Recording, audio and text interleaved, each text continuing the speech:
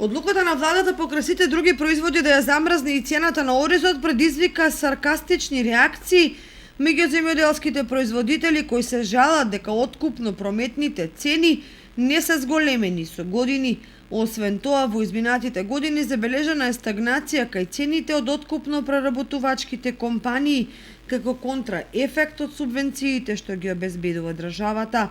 Кога имавме цена на оризовата арпа 24, понудија во ковид мерките 5 денара по килограм тогаш да ни дадат помош.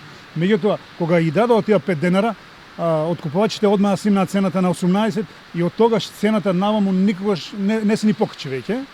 Така да ние сега со оваа цена сме во загуба. Тоа што на поедини пазари во државата цената на кочанскиот ориз достигнува од 70 до 100 денари за килограм е само дополнителен факт дека кајмакот од оризот го собираат преработувачите и трговците со оглед на огромната разлика помеѓу 17 до 18 денари за килограм арпа и 5-6 пати повисоките цени за килограм бел ориз. За оризопроизводителите не е логично другите житарици, но и компирот и зелката да бележат енормен раст на цените, а некогаш прегласеното бело злато да пропаѓа во секој поглед.